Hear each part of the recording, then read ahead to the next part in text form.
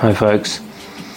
Well, I decided I wanted to get to the bottom of the starting problem on the CBR, and I wanted to try and establish what was flattening the battery.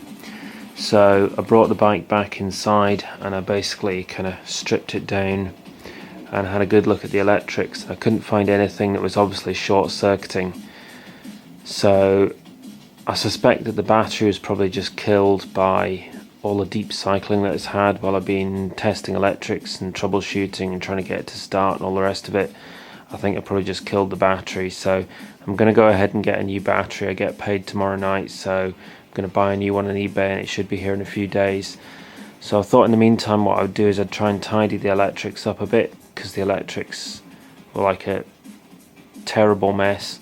I mean really bad, like just a total spaghetti junction, particularly at the front end, sort of like behind the handlebars,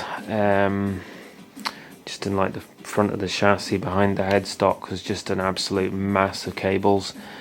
So what I did was I started kind of disconnecting things, like pulling the switch gear connectors out and stuff like that, to try and like free it up a bit so that I could try and tidy it up and straighten it up a bit.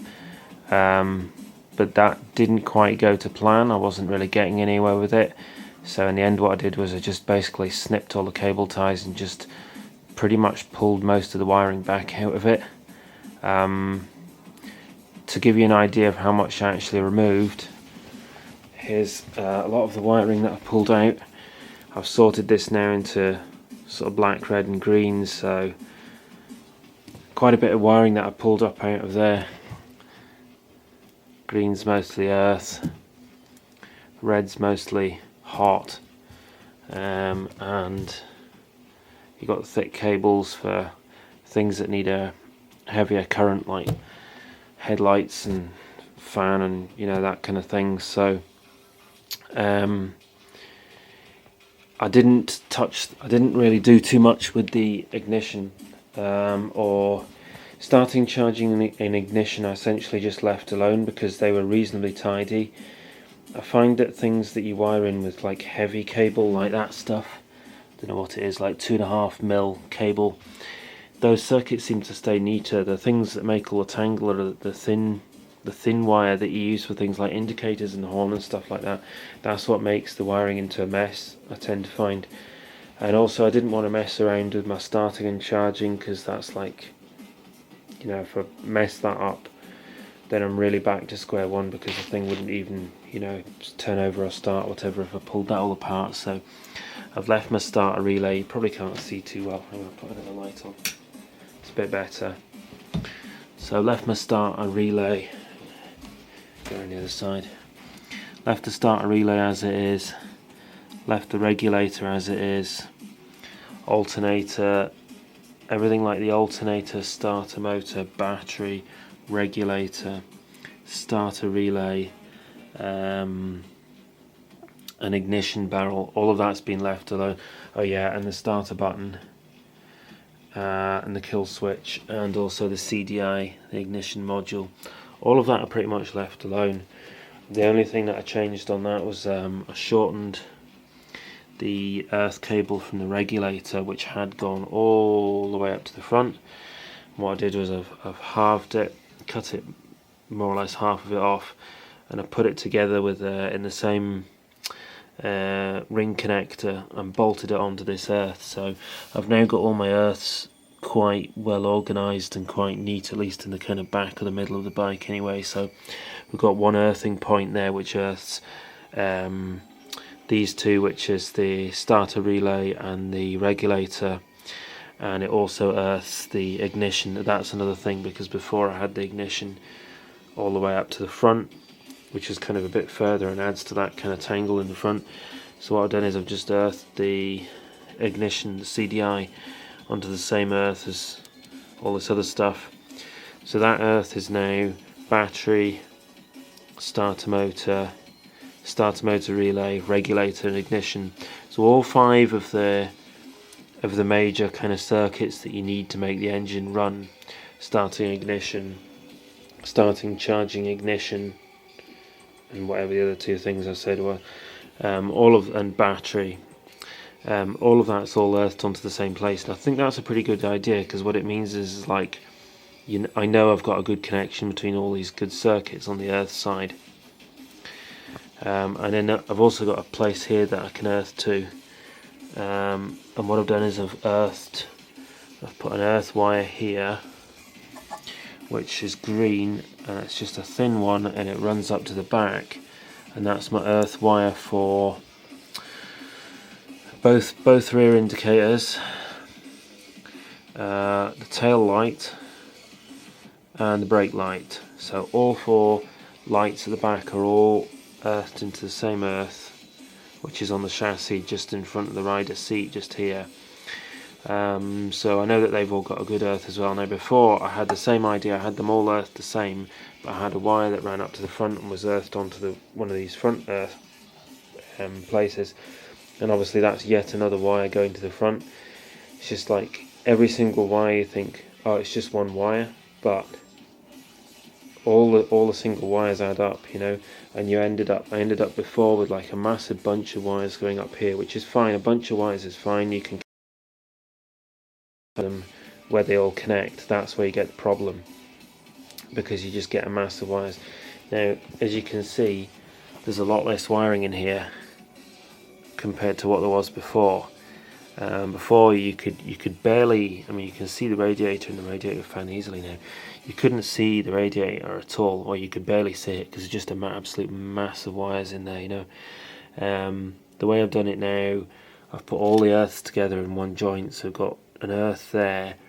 You can't really see it because it's dark in there, and it's like they're black wires, but everything's earthed onto the same earth. So you've got like headlights, indicators, horn, and radiator fan are all earthed to the same place. That keeps it a bit neater, whereas before I had some things earthed on there and some things earthed on there, so you had kind of like earth wires going every which way. Also, what I've done is I've got this bracket. This is actually a furniture bracket. It's really designed for kind of DIY rather than bike or automotive, but it's just a steel plate with some holes in it. So what does it matter? I'm going to go around the other side just now.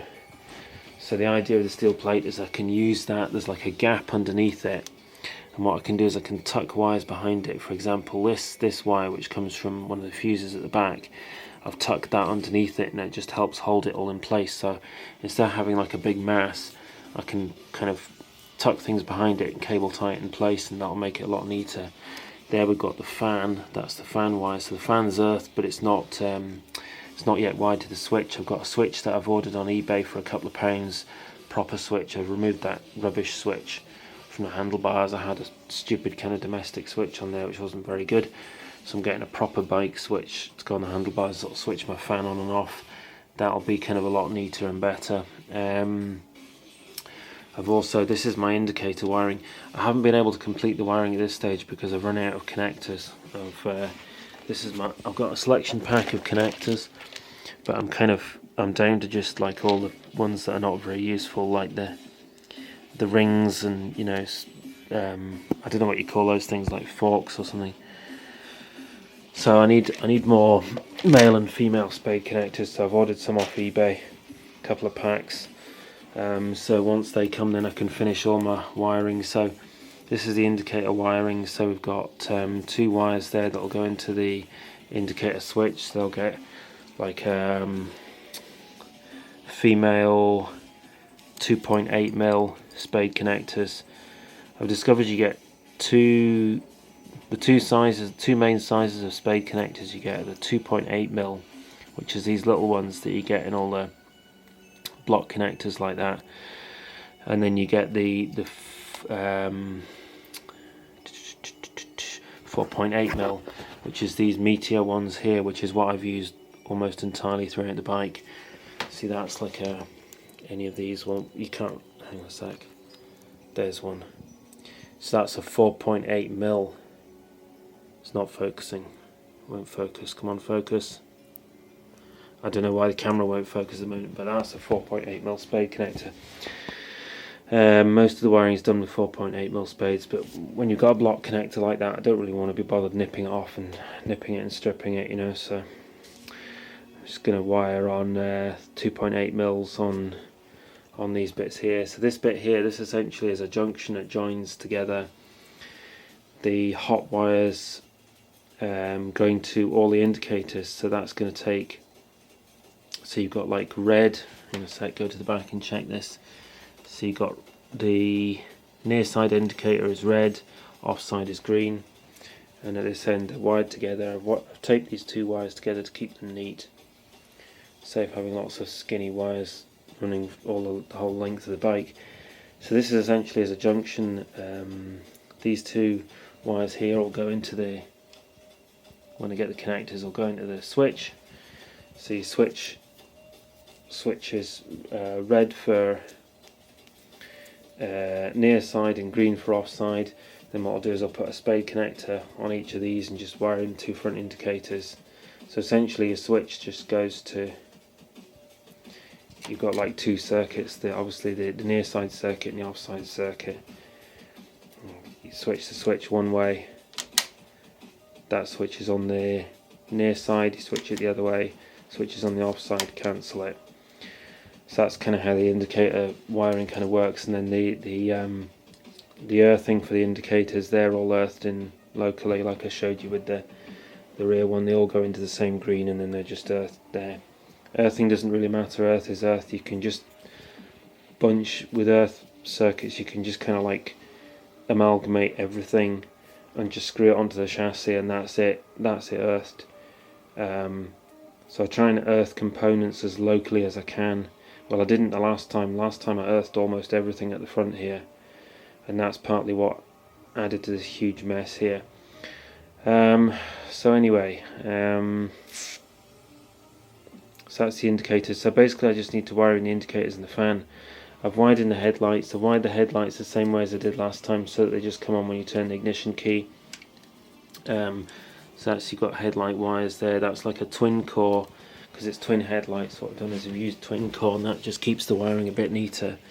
So you've got the two, got the blue and the white, which do each of the headlights, and they just go into that twin core, and then the twin cores just splice together in another 4.8 mil spade connector.